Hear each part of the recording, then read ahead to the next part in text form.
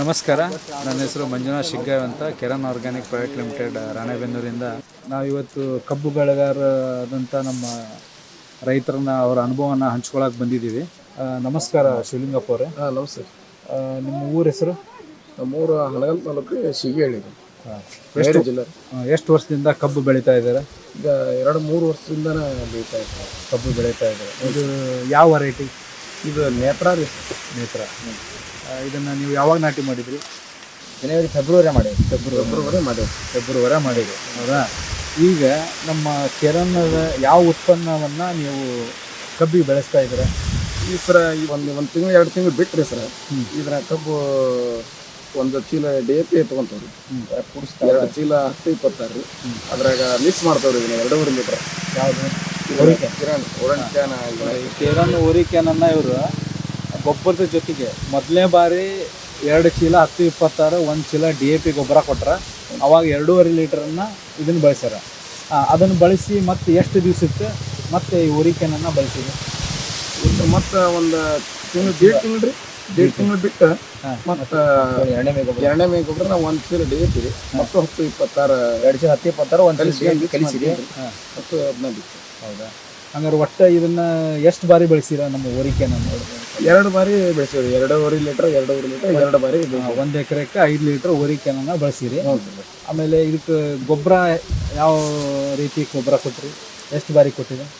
ಈಗ 2 ಸಲ ಅದಾತ್ರಿ. ಈಗ ಮತ್ತು 3ನೇ ಬಾರಿ ರೀ 3 ಚೀಲ ಅಂತ ಯೂರಿಯನ್ ಎಕರೆಗೆ ಗೊಬ್ಬರ ಕೊಟ್ಟಿದೆ. 3 ಮೈ ರೀ.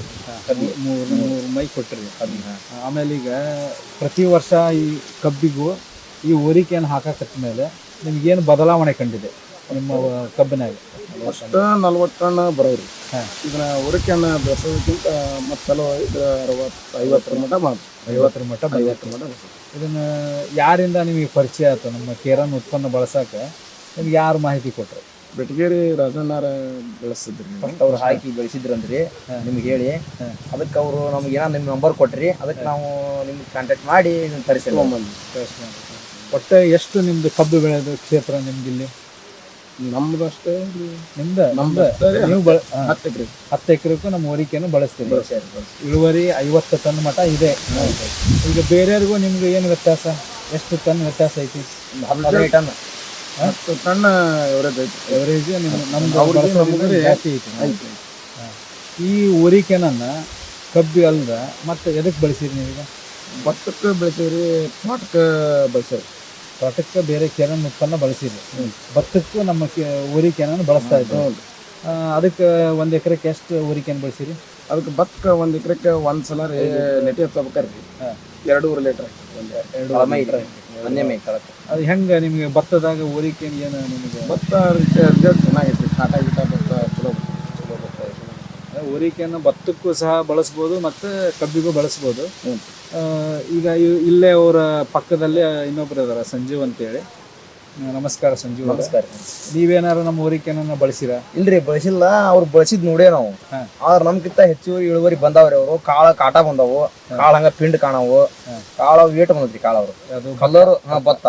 ಕಬ್ಬಿನಾಗ ನಿಮ್ದು ಕಬ್ಬಿನ ಕಬ್ಬು ಐತ್ರಿ ನಮ್ದು. ಅವ್ರದಕ್ಕೂ ನಿಮ್ದಕ್ಕೂ ಏನು ವ್ಯತ್ಯಾಸ ಇದೆ? ಡಿಫ್ರೆಂಟ್ ಐತ್ರಿ. ಅವರು ಕಾಟ ಮಾತ್ರ ಭಾರಿ ಕಾಟ ಬಂದವ್ರಿ. ಅವರು ಯಾವುದು ಈ ಬೆಳೆಸಿಂದ ಕಬ್ಬು ಕಾಟ ಜಾಸ್ತಿ ಬಂದವ್ರು. ನಮ್ಗೆ ನಮ್ಮ 40 ಬಂದವ್ರಿ. ಅವ್ರು 50 ಮಟ್ಟ ಜಗ್ಗಿಯವ್ರಿ ಟಾರ್ಗೆಟ್. ಈಗ ಶಿವಲಿಂಗಪ್ಪರ, ನೀವು ಪ್ರತಿ ವರ್ಷ ನಮ್ಮ ಓರಿಕೆಯನ್ನು ಬಳಸ್ತಾ ಇದ್ರಲ್ಲ, ಕಬ್ಬಿನ ಮರಿಗಳ ಸಂಖ್ಯೆ ಎಷ್ಟಿದೆ ನಿಮ್ದ್ರಾಗ? ಜಾಸ್ತಿನೇ ಬರುತ್ತೆ ರೀ. ಕಬ್ಬಿನ ಮರಿಗಳು ಜಾಸ್ತಿ ಬರುತ್ತೆ ರೀ. ರೋಗ ರುಚಿ ಬರೋದಲ್ರಿ, ಕಡಿಮೆ ಇದೆ. ಮತ್ತು ಕಬ್ಬಿನ ಗಣಿಕೆ ಇದು ನೋಡಿ, ಫೆಬ್ರವರಿಯಲ್ಲಿ ಕಬ್ಬು ನಾಟಿ ಮಾಡ್ಯಾರ. 8 ತಿಂಗಳ ಕಬ್ಬು. ಗಣಿಕೆನೂ ಚೆನ್ನಾಗಿದೆ. 20 ಮಟ್ಟ ಗಣಿಕೆ ಬಂದೈತಿ. ಇಲ್ಲೇ ನೀವು ರೈತ ಬಾಂಧವರು ನೋಡ್ಬೋದು. ಮತ್ತು ಈ ಕಬ್ಬಿನಲ್ಲಿ ಓರಿಕೆಯನ್ನು ಬಳಸೋದ್ರಿಂದ ಮಣ್ಣಿನ ಫಲವತ್ತತೆ, ಅಂದರೆ ಮಣ್ಣಿನಲ್ಲಿ ಕೆಲವು ಬದಲಾವಣೆ ಕಾಣ್ತಾವೆ. ಅದನ್ನು ನೀವು ವೀಕ್ಷಣೆ ಮಾಡ್ಬೋದು. ಯಾಕಂದರೆ ಮಣ್ಣಿನಲ್ಲಿ ಓರಿಕೆಯನ್ನು ಹೆಚ್ಚಿಗೆ ಬಳಸೋದ್ರಿಂದ ಎರೆಹುಳುಗಳ ಸಂಖ್ಯೆ ಜಾಸ್ತಿ ಆಗುತ್ತೆ. ಎರೆಹುಳುಗಳು ಏನಾಗುತ್ತೆ, ಪ್ರತಿ ಬಾರಿ ಭೂಮಿಯ ಆಳದಿಂದ ಮೇಲೆ ಬಂದಾಗ ಮಣ್ಣನ್ನು, ಒಂದು ಫಲವತ್ತಾದ ಮಣ್ಣನ್ನು ಮೇಲೆ ತಂದು ಹಾಕ್ತೈತಿ. ಆ ಮಣ್ಣು ಸಹ ನಿಮ್ಮ ಕಬ್ಬಿನ ಇಳುವರಿಗೆ ತುಂಬ ಸಪೋರ್ಟ್ ಮಾಡ್ತೈತಿ. ಈ ಓರಿಕೆಯನ್ನು ಬಳಸೋದ್ರಿಂದ ನಿಮ್ಮ ಮಣ್ಣಿನಲ್ಲಿ ಏನಾದ್ರು ವ್ಯತ್ಯಾಸ ಚೇಂಜಸ್ ಆಗಿದೆ? ಮಣ್ಣಿನಲ್ಲಿ ಸ್ವಲ್ಪ ಚೇಂಜ್ ಆಗೈತೆ. ಗಳಿಯಕ ಹಗರ ಆಗೈತಿ ಎತ್ತುಗಳಿಗೆ ಮೊದ್ಲು ಎತ್ತಿತ್ ನೆಲ ಈಗ ಇದು ಆಗೈತಿ ನೆಲ ಹಗರ ಆಗೈತಿ ನೆಲ ಹಗುರ ಬಳಸೋದ್ರಿಂದ ಲಾಭ ಕಂಡಿದೆ. ಲಾಭ ಆಗೈತಿ. ಲಾಭ ಕಂಡೈತಿ. ಬೇರೆ ರೈತರಿಗೆ ನೀವೇನು ಹೇಳಕ್ ಇಷ್ಟಪಡ್ತೀರಿ? ನಮಗೆ ರಿಸಲ್ಟ್ ಅಂತೂ ಚೆನ್ನಾಗೈತಿ. ಎಕರೆಗೆ ಒಂದು 10 ಟನ್ ಇಳುವರಿ ಜಾಸ್ತಿ ಜಾಸ್ತಿ ಇಳುವರಿ ಬರ್ತೈತಿ. ಇಳುವರಿ ಬಂದಿದೆ. ಕಬ್ಬಿನ ತೂಕ ಹೆಂಗೆ ಗಳದ್ದು ಏನಾದ್ರು ತೂಕ ಮಾಡಿದ್ರೆ? ಇಲ್ರಿ ತೂಕ ಮಾಡೇವಿ, ಚಲೋ ಬರ್ತೈತಿ ಅದು. ಇಲ್ಲೇ ಕಬ್ಬು ಉರಿಕೆನ ಹಾಕಿ ಬೆಳೆದಿರೋಂಥ ಕಬ್ಬು ತೋಟದಲ್ಲಿ ಇದ್ದೀವಿ. ಒಂದು ಹಂಗೆ ಕಬ್ಬಿನ ಇದನ್ನ ನೋಡೋಣ, ಮರಿಗಳ ಸಂಖ್ಯೆ, ಅವು ಎಷ್ಟು ಗಳ ಬಂದವು ಗೊತ್ತಾಗುತ್ತೆ. ಅದನ್ನ ಪರೀಕ್ಷೆ ಮಾಡೋಣ. ಇಲ್ಲೇ ನೋಡೋಣ. ಒಂದು ಗಡ್ಡಿಯಲ್ಲಿ 2 ರೀ, 3 ರೀ, 4 ರೀ, 5 ರೀ, 6 ರೀ, 7 ರೀ, 8 ರೀ, 9 ರೀ, 10 ಇದೆ ಸರ್. ಇಲ್ಲೊಂದಿದೆ 10 10 ಅಂದ್ರೆ ಒಂದು ಕಬ್ಬು ತುಳಿದಿದ್ರಲ್ಲ 10 ಗಳ ಬಂದವು. ಒಂದು ಸಸಿಗೆ 10 ಹತ್ತುಗಳ ಆಗ್ಯಾವ. 10 ಗಳ ಅದಾವ. ಇದು ಗಣಕೆ ಎಣಿಸ್ರಿ.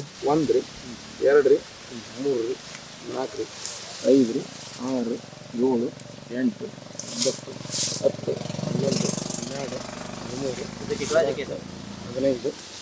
11, 12, 13, 15, 16, 17, 18, 19, 20. 8 ತಿಂಗಳ ಕಬ್ಬು ಇದು.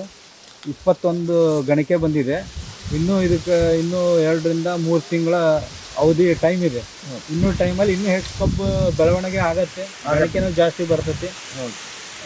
ಮತ್ತು ಈ ಕಬ್ಬು ನೀವು ಎಲ್ಲಿ ಯಾವ ಫ್ಯಾಕ್ಟ್ರಿಗೆ ಇಲ್ಲಿಂದ ಶುಗರ್ ಫ್ಯಾಕ್ಟ್ರಿ, ಸಂಗೂರ್ ಫ್ಯಾಕ್ಟ್ರಿ ಕಳಿಸ್ಕೊಡ್ಬೇಕು.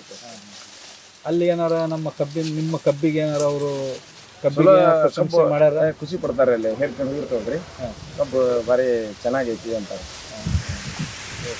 ನೀವು ಬೇರೆ ರೈತರಿಗೆ ಏನು ಹೇಳಕ್ ಇಷ್ಟಪಡ್ತೀರಿ ಕೆರನ್ ಬಗ್ಗೆ? ರಿಸಲ್ಟ್ ಚೆನ್ನಾಗೈತಿ. ಬಳಸೋದ್ರಿಂದ ಅವ್ರಿಗೆ ಏನು ಲಾಭ ಆಗ್ಬೋದು ನಿಮ್ಮ ಪ್ರಕಾರ? ಒಂದು 10 ಟನ್ ಕಬ್ಬು 1 ಎಕರೆಗೆ ಜಾಸ್ತಿ ಆಗತ್ರಿ. ಆಗೈತಿ. ಅದನ್ನ ನೀವು ಕಂಡ್ಕೊಂಡ್ರಿ? ಎಷ್ಟು ವರ್ಷದಿಂದ ಕಂಡ್ಕೊಂಡ್ರಿ? ಈಗ 4 ವರ್ಷ ಆತ್ರಿ. 4 ವರ್ಷದಿಂದ ಬಳಸ್ತಾ ಇದ್ರೆ 4 ವರ್ಷದಿಂದ ಕಂಡ್ಕೊಂಡ್ರಿ. ಓಕೆ. ಈಗ ನೀವು ಇಲ್ಲೇ ಶಿವಲಿಂಗಪ್ಪ ಅವರ ಅನುಭವವನ್ನು ಹಂಚಿಕೊಂಡಿದ್ದು ಕೇಳಿದ್ರಿ. ನೀವು ಸಹ ಕೆರನ್ನ ಓರಿಕೆನ ಬಳಸಿ ಹೆಚ್ಚಿನ ಇಳುವರಿ ಪಡಿಬೋದು. ಯಾಕಂದರೆ ಇದು ಓರಿಕೆಯನ್ನು 5 ಲೀಟ್ರ್ ಬಳಸೋದ್ರಿಂದ ನಿಮಗೆ 10 ಟನ್ ಕಬ್ಬು ಜಾಸ್ತಿ ಆಕೈತೆ ಅಂದ್ರೆ ಇನ್ನೂ ಹೆಚ್ಚಿನ ಓರಿಕೆನ ಬಳಸೋದ್ರಿಂದ ಇನ್ನೂ ಹೆಚ್ಚಿನ ಇಳುವರಿ ಪಡಿಬೋದು. ಅವ್ರು ಹಂತವಾಗಿ ಪ್ರತಿ ವರ್ಷ ರೇಸ್ ಮಾಡ್ತಾ ಬರ್ತಾ ಇದ್ದಾರೆ. ಕಬ್ಬಿನ ತೂಕ ರೇಸ್ ಆಗ್ತಾ ಐತಿ. ಅದನ್ನು ಮಣ್ಣು ಪರೀಕ್ಷೆ ಏನಾದ್ರು ಮಾಡಿಸಿದ್ರೆ? ಮಣ್ಣು ಪರೀಕ್ಷೆ ಮಾಡಿಸಿದ್ರಿ. ಅವಾಗ ಒನ್ ಟೈಮ್ ಮಾಡಿಸಿದ್ರಿ. ಮಣ್ಣು ಪರೀಕ್ಷೆ ಆಧಾರಿತ ಏನಾದ್ರು ಗೊಬ್ಬರಗಳನ್ನು ಗೈಡ್ ಮಾಡಿದ್ವಾ? ಗೈಡ್ ಮಾಡ್ಯಾರ್ರಿ. ಇದನ್ನ ಬೆಳೆಸ್ರಿ ಅಂದ್ರೆ ಮಣ್ಣು ಪರೀಕ್ಷೆ ಮಾಡಿ ಗೊಬ್ಬರ ಯಾವ್ದು ಗೊಬ್ಬರ ಇದನ್ನ ಗೊಬ್ಬರ ಬಳಸ್ಬೇಕಂತ ನಮಗೆ ಹೇಳಿದ್ರು. ನಮಸ್ಕಾರ ರೈತ ಬಂದರೆ. ಈಗ ಶಿವಲಿಂಗಪ್ಪ ಅವರ ಅನುಭವಗಳನ್ನು ಹಂಚ್ಕೊಂಡ್ರು. ಅವರಿಗೆ ಧನ್ಯವಾದಗಳು.